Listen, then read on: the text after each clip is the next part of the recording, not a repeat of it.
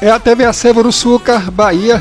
Hoje nós iremos conversar com um dos técnicos em eletrônica aqui em Uruçuca, que é o Everaldo. Qual a qualificação exigida aos profissionais que atuam nessa área?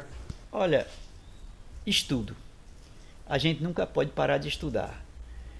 Os aparelhos eletrônicos em si, todo ano troca de modelo e tudo.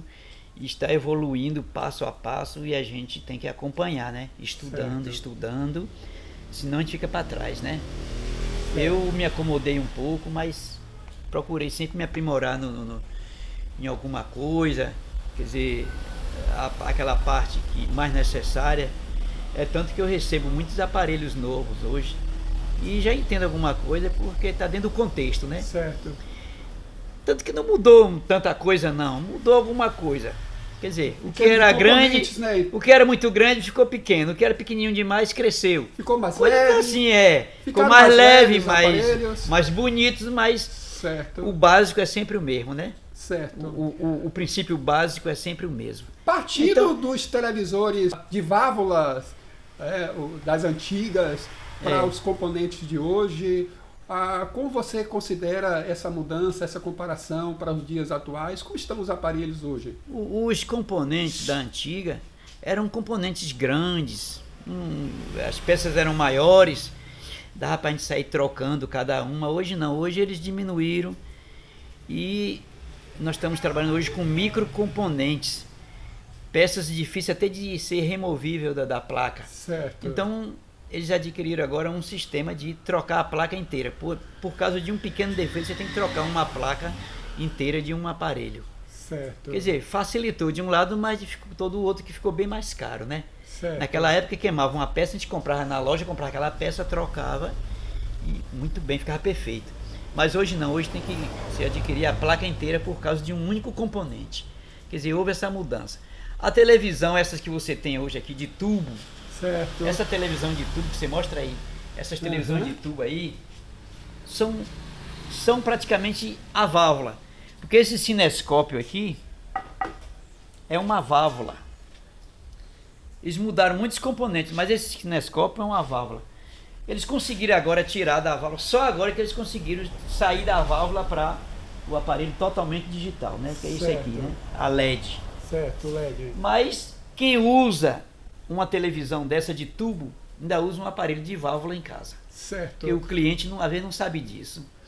Acha que a televisão de válvula é aquela que era 100% válvula. Eles tiraram o resto da válvula do circuito, mas o tubo de imagem continua... Continua o mesmo. Continua o mesmo, é uma válvula. Certo. Ele acende um filamento e tudo, e aquela coisa toda. Sempre quando eu chego aqui, eu encontro um televisor gigantesco aqui, ligado parece ser um televisor do seu uso pessoal, e comparado, não é um televisor LED, né? Não. Mas enfim, me fala um pouco então. Olha só, o televisor ali. Eu tenho uma televisão. Dessa televisão aqui. Esse televisor, quando eu sempre chego, eu encontro você assistindo nesse televisor. Ele é da marca Sony. Olha só. Grande, pesado. Esse não é de válvula, né? É transistor? Ele é acabamento.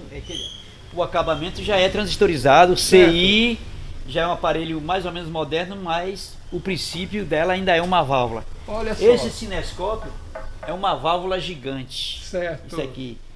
E eu considero essa TV a melhor TV do mundo, porque ela já viveu quantas décadas? É uma televisão construída na década de 80, nós já estamos em 23. Olha só! Então é uma televisão que não faz vergonha a pessoa assistir programação nenhuma. Eu vou ligar aqui para você ver a qualidade da imagem desse aparelho. Os televisores de hoje, a durabilidade comparada com os de antigamente, dura bem pouco, né? Os televisores novos. São frágeis, os aparelhos de hoje são muito frágeis. Não tem a durabilidade, não tem, entendeu? Que um aparelho desse oferecia. Olha só! Entendeu? Então tem essas diferenças, né? Hoje são aparelhos práticos, aparelho que liga só com comando de voz, mas não tem a vida útil de um aparelho desse aqui. Tem uma certa comodidade, facilidade, tem a descompensação, mas nada comparado, com a durabilidade. Existe a descompensação de todo ano você estar comprando um aparelho novo. Olha, um aparelho desse você usava 15 anos sem precisar abrir, sem precisar chamar um técnico. Certo. Daria 15 anos de uso sem precisar chamar um técnico. Hoje não, os aparelhos de hoje você compra, tem uns que não saem nem da garantia de um ano que eles dão.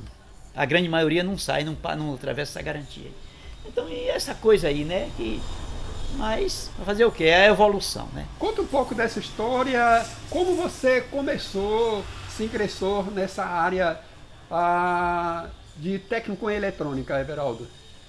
Eu estava um dia, eu sou filho do interior, eu estava na roça com meu pai lá naquela casinha beira-chão. Meu pai era um agricultor e tudo. E havia um tio meu que morava aqui, aqui nessa região sul da Bahia. Certo. E ele todo final de ano ele ia passear lá, para ver os parentes. A gente morava na roça, na fazendinha lá do meu avô. E um dia ele olhou para mim e disse para meu irmão, disse: "Ô mano, esse menino seu aí, ele me viu brincando com as pilhazinhas assim, né?" Certo, geralmente pilha parte de da rádio, brincadeira, uma curiosidade, né? Ele me viu brincando com aquilo e ele disse: "Esse menino vai dar pra arte." Eu não entendia que arte é aquela. Se tu me der esse menino, eu vou levar ele pra Mata do Sul, que é aqui, né, em Uruçuca, Ilhéus, que ele morava em Ilhéus. Vou levar ele pra Mata do Sul e eu vou dar um curso de eletrônica a ele. Eu vou dar pra ele. Ele vai tomar conta da minha venda, que eu tenho uma vendinha, e vou dar um curso de eletrônica para ele estudar por correspondência. Pelo Instituto Universal Brasileiro na época. Muito conhecido. Era o curso à distância, o curso Instituto Universal Brasileiro. E nessa época ainda existia aqui um senhor muito conceituado, muito conhecido, muito respeitado, o senhor Manuel dos Anjos. Certo. Inclusive ainda tem até na Praça Miguel Baracha aquele prédio construído por ele, escrito Foto Uruçuca, né? São lembranças, são lembranças. Uruçuca, ali na Praça Miguel Baracha. É verdade. E aquele moço era que pegava minhas correspondências vinda de São Paulo. E eu continuei fazendo esse curso. E daí um pouco eu já fui convidado a ir para Ilhéus trabalhar. Certo. Trabalhei com um moço lá em Ilhéus, passei uns tempos. Voltei de novo para a zona rural. E daí uns parentes meus me chamaram para ir morar no Rio de Janeiro. Foi onde eu tive um aprimoramento de profissão. Melhor, fiz um curso pela eletrônica, pela Eletra. E não parei, até hoje eu não parei de trabalhar.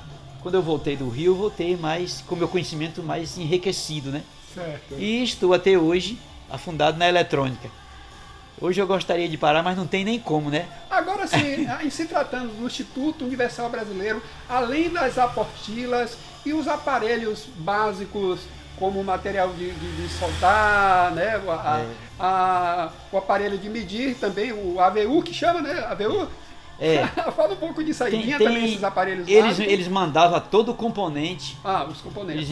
Eles enviavam todos, além do estudo, as apostilas. Certo. Eles enviavam todo o componente para você ir montando um aparelho de experiência. Certo. Eu montei vários aparelho chamado intercomunicador, que a gente falava uma pessoa com a outra. Montei o último a montar para concluir o curso era um super rádio heteródino, que eles chamavam assim, né? Certo. Eu montei um rádio. Seria uma prova do teste, e né? eu fiquei famoso com esse rádio, né? Montei esse rádio e fiquei famoso. Montei uma pequena estação de rádio, um transmissor de rádio. Eu transmitia até futebol nas roças. Olha só! Isso aí também me deixou bem... Foi o que deixou meu nome na cidadezinha onde eu nasci e aqui na região sul da Bahia. Certo. Aqui no interior. Então eu montava esses aparelhos aí e o pessoal foi tomando gosto com aquilo e acreditando no meu trabalho. E graças a Deus até hoje ainda estou nisso aí. E tudo bem, então a gente está tocando o barco. Do público, de cliente, falando da sua clientela, como é que o pessoal do campo, da zona rural, absorve essa necessidade das mudanças dos aparelhos? Muito comum eles utilizarem aparelhos a pilha, para hoje os aparelhos mais modernos, eles ainda resistem a essa substituição desses aparelhos? Olha, tem que acompanhar, né, a tecnologia, né? Tem vezes que eu tenho que aplicar um cursinho para o pessoal que chega da zona rural, que chega em dúvida com seus aparelhos. Eu tenho que explicar a ele o porquê do aparelho não está em bom funcionamento, eu mando eles fazer uma revisão na tomada deles lá. Certo. E se o princípio do aparelho, que é sempre o cabo de força, né? Verificar isso aí e tudo. E tem explicado muito e tem tratado meus clientes. Meu cliente da zona rural eu trato com o maior carinho. Tem outros por aí que não trata assim com muita educação. O cliente diz que o aparelho dele não presta, coisas assim, né? Que isso aí eu considero antitécnico. Se eu olhar para um aparelho do cliente e dizer, isso aí é uma porcaria, não presta, pode jogar fora. Não é assim. Ó, deixa eu dar uma olhadinha aqui, eu só posso lhe dizer uma coisa depois que eu olhar seu aparelho, fazer um diagnóstico nele, aí eu vou te dizer alguma coisa, se ele serve ou não serve, se vale a pena o senhor gastar um dinheiro nele ou não. Eu estou aqui para ganhar dinheiro com o conserto, mas eu também estou aqui para lhe informar se vale a pena você gastar essa quantia no seu aparelho. Tudo isso são explicações que eu dou para meu cliente desinformado, a maioria deles chega assim da zona rural, e nem só da zona rural, como daqui também tem muita gente que continua desinformado sobre os aparelhos que eles compram, né? Pensando que são bons e não são. Hoje tem muita marca falsificada que não são verdadeiras. E assim, né? É uma obrigação que todo técnico tem de informar o seu cliente o que deve e o que não deve ser feito. Então essa é a minha filosofia no meu trabalho. Nessa sua profissão, quais as maiores dificuldades que o técnico em eletrônica vem enfrentando hoje, para o dia de hoje?